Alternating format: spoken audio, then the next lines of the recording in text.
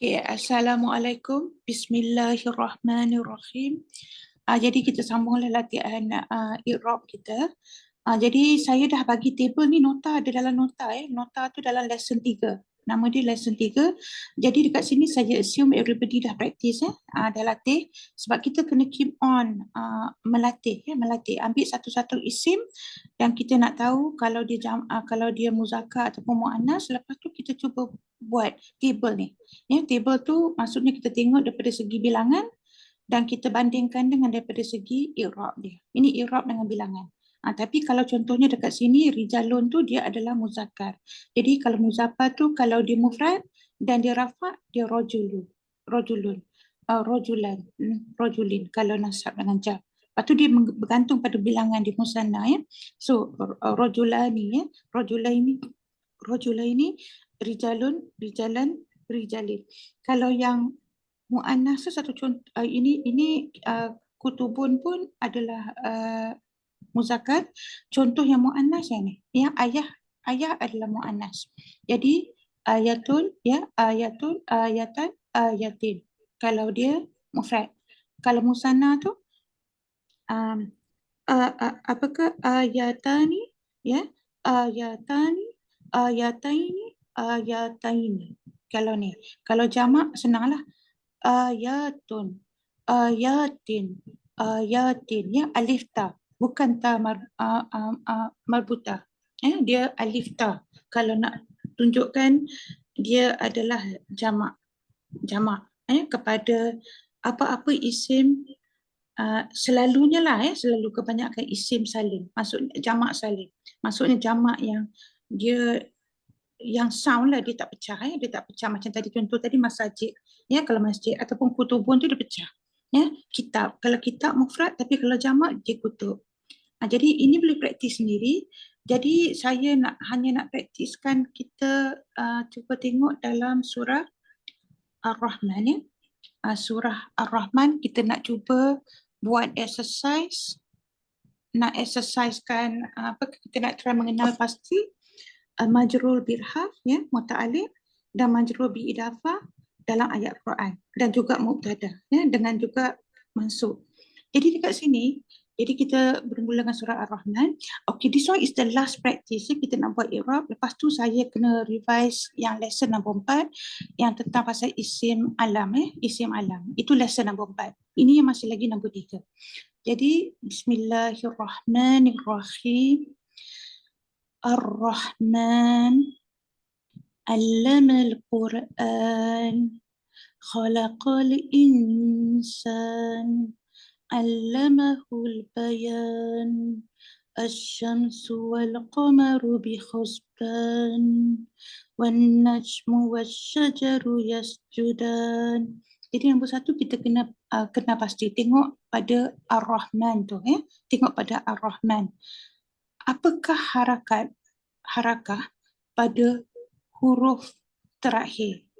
Dekat sini kita nampak dalam ayat pertama huruf terakhir adalah nun. Sebab ingat i'rab adalah kita nak memberi perhatian kepada huruf terakhir. Maksudnya huruf asal huruf asal terakhir tu. So perkataan isim dia adalah Ar-Rahman. Tapi dekat sini kita nampak dia adalah marfu'. Marfu' tu maksudnya dia i'rab dia adalah rafa'. Dekat sini perkataan Ar-Rahman kita tahu dia adalah makrifat, dia adalah khusus, isim khusus. Dan daripada sini kita tahu dia adalah isim alam, nak salah satu daripada nama Allah. Jadi Ar-Rahman. Jadi dekat sini kita nampak kalau marfu' jadi Ar-Rahmanu. Ar-Rahmanu. Tapi dalam tajwid, hukum tajwid kalau kita baca, kita matikan dekat Ar-Rahman. Tapi kalau kita eja, membuat ejaan, dialah Ar-Rahmanu. Jadi dekat sini, apakah status, apakah peranan yang Ar-Rahmanu tu main dalam ayat pertama ni? Kalau siapa-siapa nak bagi dual, is a dual. Ar-Rahmanu, dia kalau dua dia hanya kalau yes, I understand where you coming from. Maksudnya sebab sebagai Rahman, sebab daripada apa yang dia buat kan. Lepas ni kan, Allama khalaqa tu dia adalah pembuat. That's actually very good. Yeah, you're right. dia actually kalau kita nak anggap dia sebagai pembuat, Ar-Rahman tu peranan dia sebagai pembuat, kita kena kaitkan dia dengan ayat 2, 3, 4. Allama khalaqa, allama itu adalah kita anggap fi'il, kalimat fi'il. Maksudnya kalimat perbuatan dia fi'il madhi. Okey, kita tak belajar lagi fi'il, tak apa. Tetapi kan, ingat tak yang saya cakap kalau jumlah fi'iliyah. Salah satu rule jumlah fi'iliyah dekat sini ialah ni. Jumlah fi'iliyah, dia sebelum ni saya dah cover dah pasal jumlah fi'iliyah dekat sini. Fa'il, dia tak boleh ada sebelum fi'il. Maksudnya kan jumlah fi'iliyah, maksudnya ayat perbuatan, dia tidak boleh bermula dengan fa'il. Dia boleh bermula dengan fi'il, fi'il perbuatan tu sendiri, ataupun dia boleh bermula dengan maf'ul bihi, maf'ul lahu, maf'ul fihi, semua boleh bermula. Yang lain-lain. Satu je yang dia tak boleh mula. Dia tak boleh bermula dengan fa'il. Jadi kalau bermula dengan fa'il, dia dah bukan jadi ayat perbuatan, dia dah jadi ayat nominal sentence, jumlah ismiyah. Dia dah jadi subjek, predikat. Ya, jadi sebab dia mula dengan fa'il. Jadi contohnya macam kat sini kan, kalau saya cakap jenis ayat jumlah fi'liyah dengan jumlah ismiyah, jadi katalah saya bagi contoh dekat sini. Mana dia? Paling simple tadi. Okay, khalaqa adamallahu. Kata saya letak nama Allah tu, pembuat tu, Allahu sebelum khalaqa. Saya cakap Allahu, ya. Lepas tu khalaqa adama. Jadi dia dah jadi jumlah ismiyah, bukan dah jadi jumlah fi'iliyah. Ya, maksudnya tapi kalau saya letak adama khalaqallahu, dia masih lagi jumlah ismiyah. Sebab saya letak maf'ul bihi objek tu dulu. Jadi the rule is, kalau nak tahu nanti kita akan study ni bahagian 3, bahagian 4. Maksudnya satu rule kita nak kenal pasti ayat, jenis ayat, dia fa'il tu tak boleh mendahului fi'il dalam jumlah fi'iliyah. Jadi kat sini apa relevansi? Jadi relevan kalau kita nak cuba really faham, katalah contohnya satu surah ni. Jadi dia bermula dengan Ar-Rahman. Yes, daripada segi ni yes, Ar-Rahman daripada segi, tapi kalau daripada segi hukum nahwu. Sebab Ar-Rahman tu kita dah kena cakap dia jadi sebagai subjek, topik, bukan pembuat. Dia sebagai mubtada. Ya, mubtada. Mubtada yang kita cakap macam ni. Dia sebab dia dah jadi jumlah ismiyah, dekat sini mubtada. Ya, maksudnya dia adalah isim tajuk. It's a subject. Ya, dia subjek. Maksudnya surah Ar-Rahman tu daripada ayat pertama tu dia dah jadi topik, dia menceritakan pasal Ar-Rahman. In fact nama surah tu pun surah Ar-Rahman kan. Nama surah tu pun surah Ar-Rahman. Jadi the subject, the topic, the subject matter, the topic ialah menceritakan tentang siapa Ar-Rahman tu. Ya, dari siapa Ar-Rahman tu? Apakah sifat-sifat Ar-Rahman tu? Dan jadi dekat sini ialah kita nampak ayat kedua. Jadi Ar-Rahmanu tu, jadi saya kena letak yang ni. Nampak ni, yang blue ni. Jadi Ar-Rahman ni, that's how kita buat. Kita nak belajar macam mana kita melatih. Nombor satu, kita mendekatkan diri kita dengan Al-Quran. Maksudnya kita bukan hanya nak belajar tajwid, tapi kita nak mengenal pasti mana satu. Adakah dia marfu', adakah dia mansub, ataupun dia majrur. Dan sebab apa dia marfu', sebab apa dia mansub, sebab apa dia majrur. Dan kalau kita faham peranan tu, jadi kita faham sikit dia punya apa panggil tu, arah, the inclination of the tafsir. Maksudnya terjemahan tu kat mana dia punya penekanan itu. Jadi dia very subtle. Insight kat mana, dekat mana, dia ada hikmah kat situ. Jadi kalau kita tahu Ar-Rahman tu sebagai mubtada, jadi kita tahu ayat-ayat lain tu menceritakan tentang Ar-Rahman. Bukan menceritakan perbuatan Allah. Nampak tak beza dia? Kalau ayat perbuatan, dia menceritakan perbuatan tu, siapa pembuat, lepas tu dia membuat sesuatu, lepas tu habis. Ingat ya, kalau jumlah fi'iliyah, kalau jumlah perbuatan, ayat perbuatan, dia ada permulaan, dia ada pengakhiran dia. Maksudnya dia bermula, dia ada permulaan, perbuatan tu bermula, lepas tu dia ada akhir, perbuatan tu dah selesai. Dia ada, sebab tu ayat perbuatan dia ada tense. Dia ada present tense, dia ada past tense, dia ada future tense. Tapi kalau jumlah jumlah ismiyah, ayat yang subjek predikat, dia tidak ada konsep masa. Maksudnya dia tidak menceritakan masa. Dia tak ada elemen masa. Bila saya cakap, saya bagi contoh ya. Saya ni seorang muslimah, maksudnya saya cakap ana muslimah. Jadi maksudnya ana muslimah tak menceritakan sama masa bila saya ni muslim. Ya. Maksudnya masa bila saya ni muslim. Adakah saya maksudnya ini imply saya ni sentiasa muslim. Nampak tak? Jadi kalau saya cakap ana muslimatun, maksudnya saya cakap muslimatun. Ya, ataupun kalau saya nak gantikan Ar-Rahman ni, saya bagi contoh macam mana nak dia punya rule, saya cakap al-muslimatu. Contohnya. Jadi apa yang kita maksud ialah seorang the muslim. Very specific, khusus ya, seorang muslim yang khusus. The muslim. Jadi ini tajuk dia. Jadi kalau saya cakap saya ni ana muslimah, maksud saya sentiasa muslim. Dulu pun, sekarang pun, masa depan. Tapi katalah saya cakap, saya nak cakap orang gitu, apakah aslim ya, aslama yuslimah. Okey, saya nak cakap uslimah. Saya cakap saya uslimah. Saya cakap uslimah, ana uslimah. Jadi itu adalah ayat perubatan, jumlah apa tu? Dia fi'il mudhari. Jadi kalau saya cakap saya ni uslimatu, katalah contohnya uslimu. Bukan uslimatu, uslimu. Saya cakap saya uslimu. Jadi maksudnya saya sekarang muslim, akan jadi muslim, tapi mungkin sebelum ni saya bukan muslim. Sebab ayat perbuatan dia ada restriction daripada segi the tenses, the masa. Ia konsep masa bila.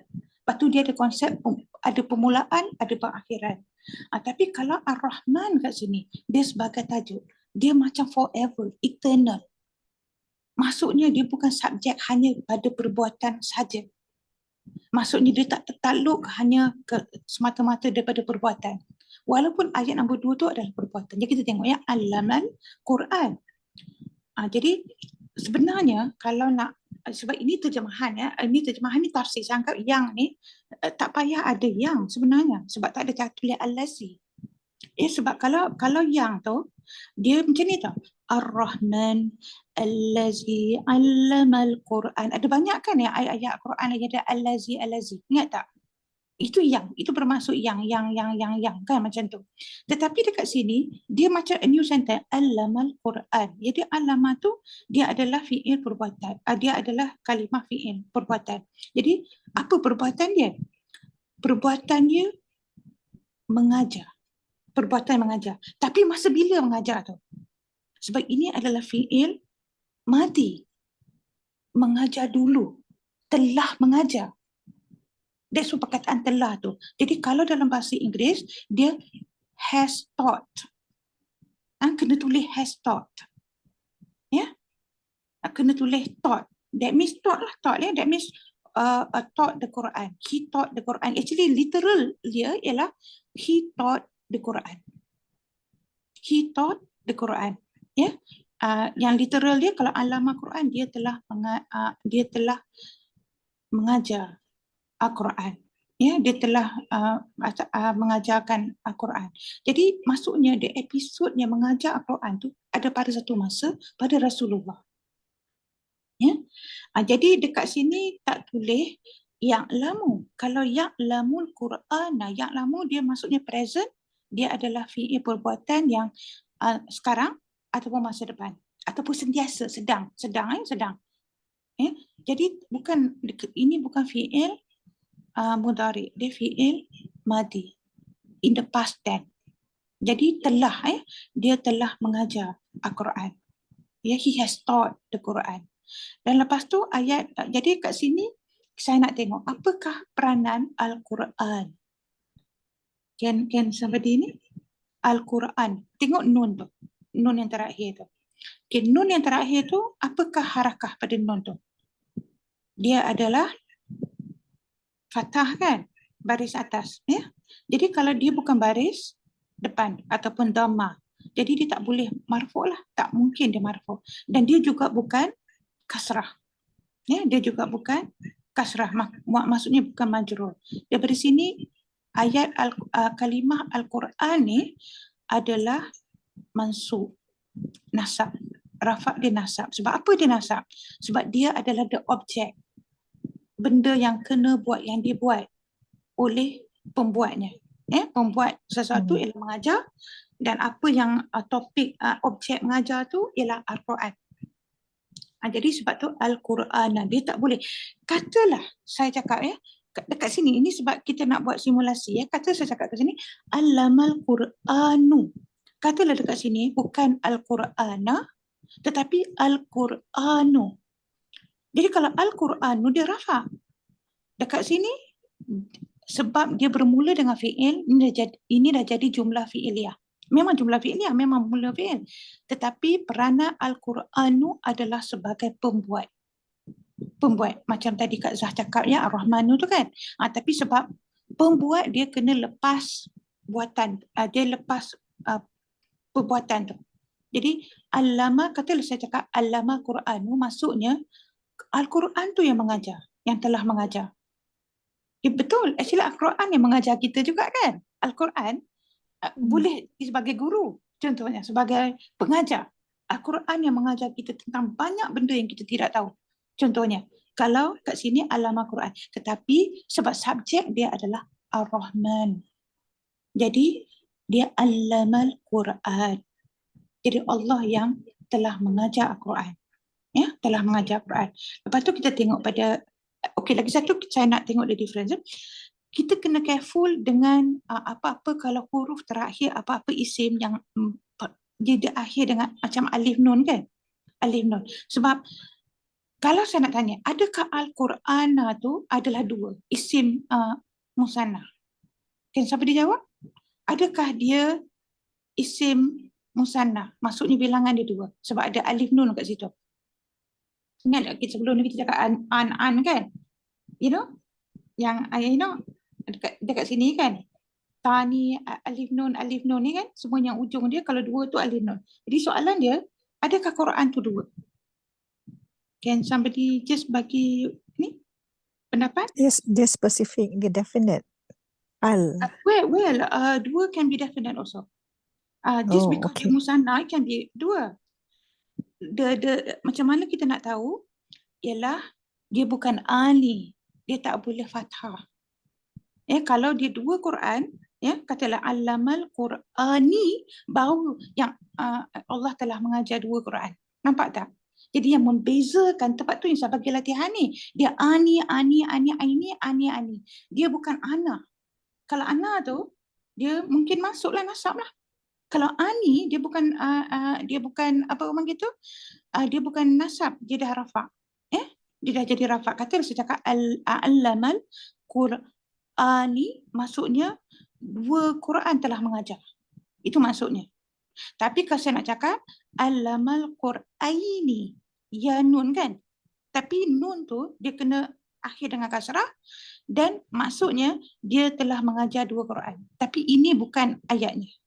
Ayatnya ialah dia telah mengajar the Quran. Very specific Okay. So sekarang kita tengok. That's why be careful bila kita nampak alif nun. Jangan confident, alif nun ni for sure, is a nasab sebab dia fathah. Kita ingat dua, kalau ada dua musanna dia mesti berakhir nun tu kena berakhir dengan kasrah. Lepas tu kita tengok khalaqal insan. Dia telah mencipta manusia. Jadi sekarang saya nak letak ni sekejap copy. Habis. Sebab ini latihan dia. Jadi dia masuk kat sini.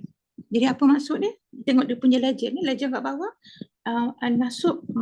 Nasab sebab maf'ul bihi. Objek kena buat.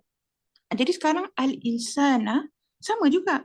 Maksudnya dia juga nasab sebab dia telah mencipta manusia. Al-insana. Bukan al-insani dia bukan al-insani. Dia adalah al-insan. Jadi dia bukan al-insanu. Kalau kita cakap khalaqal insanu, dia punya terjemahan dah jadi al-insanu tu dia adalah pembuat. Ada dua. Ada dua. Jadi dia bukan fa'il, dia bukan pembuat. Dia adalah objek. Kalau tidak, makna dia dah jadi manusia telah mencipta. Nampak dia terbalik. That's why kita dengan pengetahuan kita ni, bila orang cuba nak ada satu fasad, kerosakan, mereka nak merosakkan Al-Quran. Kita tahu kat mana kerosakan tu. Kadang-kadang kita careful ya, kadang-kadang kita beli kopi Al-Quran, kalau dia punya source tu, kita tak sure, lebih-lebih kat negara-negara asing kan, be careful, kita kena check. Sebab dia boleh terbalikkan makna. Dengan mengubahkan harakah tu je. Terbalikkan makna. Ya? Jadi dekat sini pun al-insana pun dia sebab objek juga. Jadi kita letak kat sini. Ya, nampak tu? Al-insana. Ya? Dia bukan al-insano.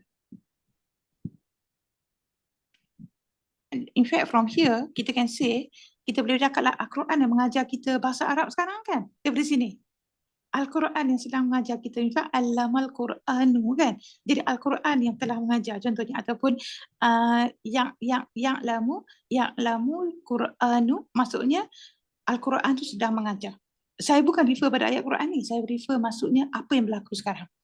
Kata saya cakap, yang lamu Quranu, maksudnya the Quran is teaching. Nah, maksudnya saya cakap yang lamunal Quranu, maksudnya the Quran is teaching us. Teaching apa? Lughata al-Arabiyah. Maksudnya, jadi maksudnya the language, the Arabic language. Kalau saya nak penuhkan ayat tu. Jadi dengan mengetahui i'rab saja, kita tahu menyusun macam mana. Dengan tahu i'rab tu. Jadi khalaqal insana. Lepas tu allama, ayat perbuatan ayat perbuatan allamahu bayan. Jadi sama juga alif nun kan. Jadi bukan alif nun, dia bukan alif nun kasrah. Dia ni alif nun fathah. Jadi dia allamahu, dia telah mengajar. Hu tu, hu adalah ganti nama pada siapa? Hu tu. Hu ingat ya, dia isim domir.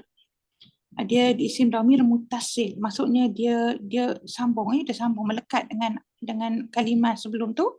Kalau dia melekat, dia adalah nasab, dia ada mansub. Jadi dia rujuk pada siapa? Hu tu. Ganti nama untuk siapa? Can somebody answer? Sebab ini kita belajar dalam lesson nombor 5, isim domir. Hu tu dia refer kat siapa? Umat. Yes, insan. Dia refer to the al-insan kan. Jadi al-insan tu rujukan dia. Jadi allamahu. Hu tu refer pada al-insan ya.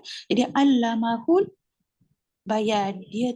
Dia tu masih lagi Allah lah, telah Ar-Rahman ni, dia telah mengajarnya dalam bahasa Melayu, mengajarnya lah, kan. Ataupun dia telah mengajar insan tu al-bayan, berbicara. Speech, berbicara. Kita tak sama dengan binatang lain. Yang apa yang membezakan manusia daripada binatang lain sebab cara kita boleh berbicara. Kita ada language.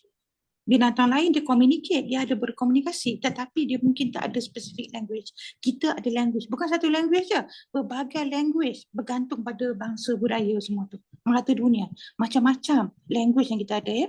Jadi al-bayana. Dia bukan al-bayani. Kalau al-bayani maksudnya ada dua perbicaraan. Dua bicara. Dia bukan ni. Dia al-bayana. Jadi sama juga. Dia dekat sini masih lagi, apa orang panggil tu? Masih lagi mansub. Dia mansub sebab dia adalah objek maf'ul bihi kepada fi'il Allah. Tengok ayat nombor 5. Asy-syamsu wal qamari bihusbanin.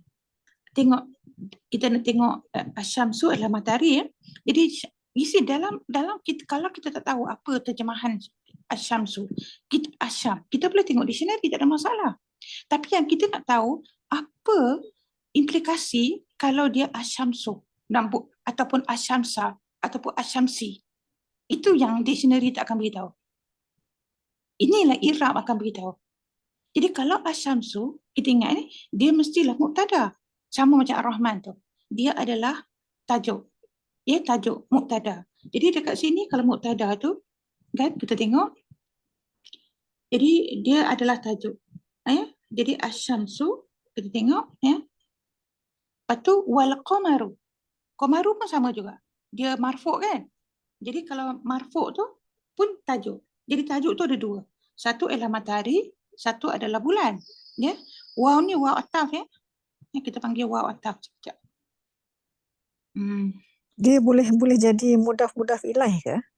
Kat mana? Dekat Wasyams mana? asyamsu wal qamaru. Dia Tak boleh. macam tak boleh. Tak. Bukan Sebab mudaf ilaih.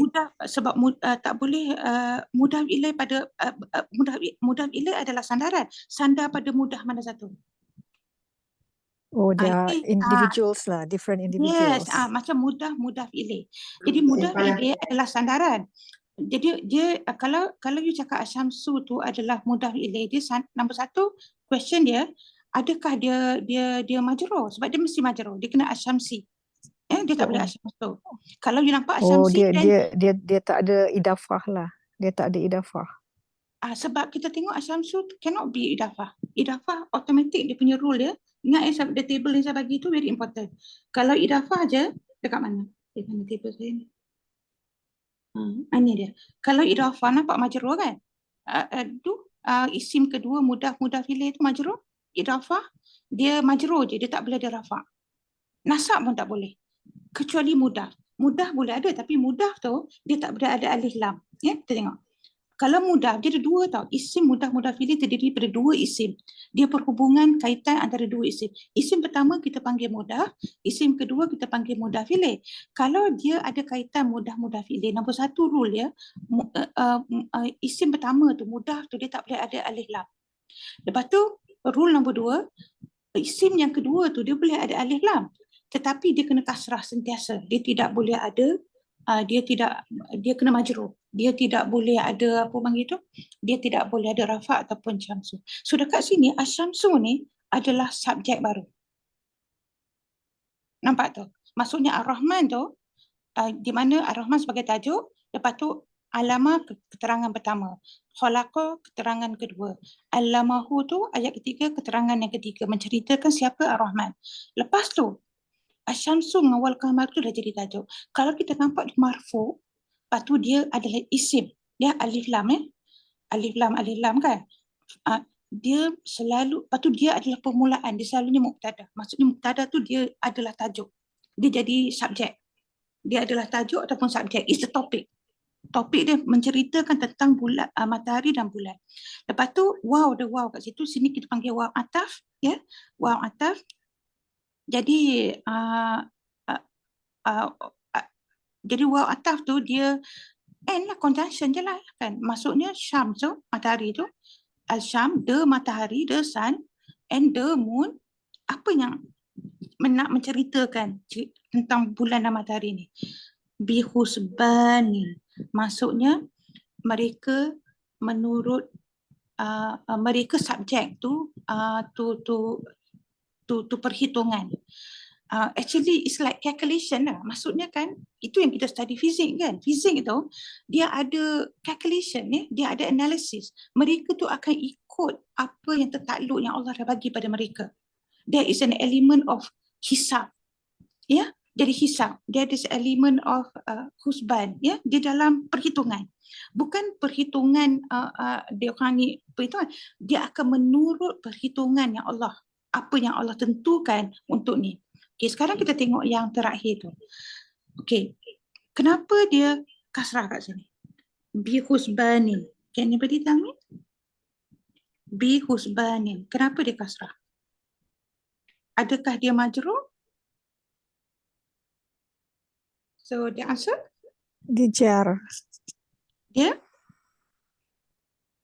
adalah jar. Jar majrur kan? Sebab B. Ada B kat sini. Jadi dia jar majrur lah, majrur bil haf kan? Jadi kita kena ambil kuning. Bukan yang orange tau. Jadi kita ambil kuning ni.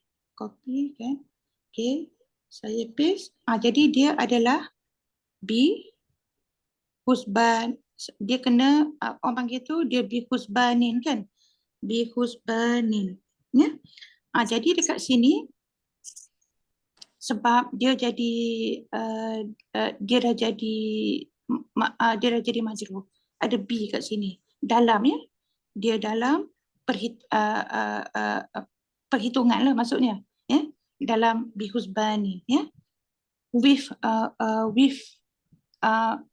regulation lah, with apa saya nak cakap, with ataupun subjected tu perhitungan yang Allah buat, hisab yang Allah buat. Jadi memang tak boleh simply je bulan tu nak mengelilingi matahari ikut suka hati dia, kan?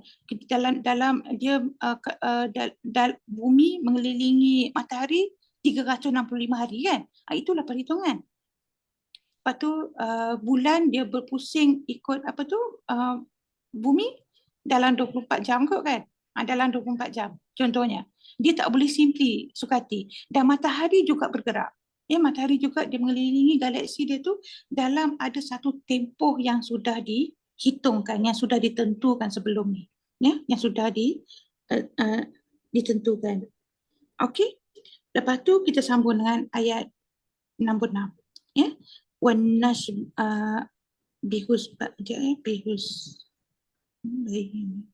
bihusbanin.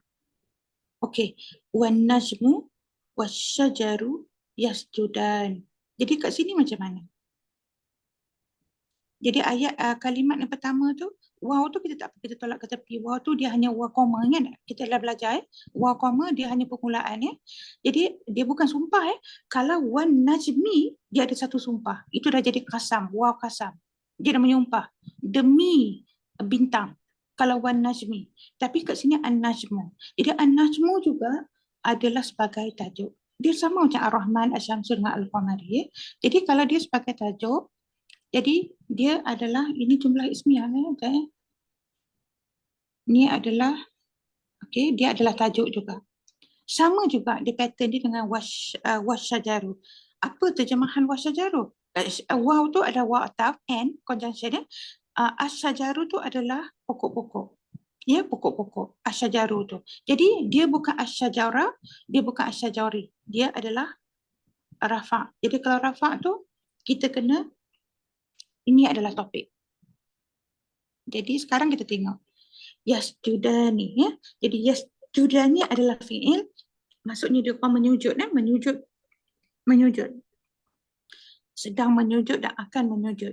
Jadi bila menyujud tu dia orang dalam keadaan sujud. Ya, dia orang aktiviti mereka adalah menyujud kepada Ar-Rahman.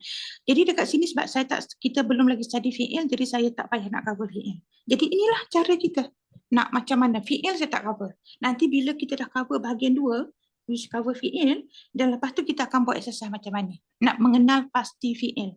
Nak mengenal pasti maf'ul bihi yang dalam subjek dalam kat sini. Kat sini. Nak mengenal pasti maf'ul lahu, maf'ul fihi, maf'ul mutlaq dengan hal, dengan zulhal jadi semua ni kita akan buat latihan perlahan-lahan, kita buat insya-Allah. Kita tak nak rush, tak boleh rush. Untuk saya selagi tak faham i'rab, tak boleh nak teruskan sebab fi'il pun ada i'rab. Ya, in fact fi'il dia lagi dahsyat, dia ada majzum. Satu i'rab dalam status jazam. Ya, jazam. Dekat isim tak ada jazam. Isim dia tak ada maksudnya dia tak ada majzum, dia tak ada i'rab majzum. Dekat fi'il dia tak ada i'rab majrur, dia tak ada i'rab majrur. Jadi kalau lagi tak tahu i'rab, jadi susah kalau kita nak progresskan. Jadi ini yang kita kena spend more time ya. Jadi ada apa-apa soalan sebelum kita tutup? So this one last before saya continue. InsyaAllah hari Selasa kita kena review lesson number 4 juga, isim alam. Now kita go to the specific isim. Once i'rab. Any questions? Kejap ulang saya. Jadi saya tutup close recording.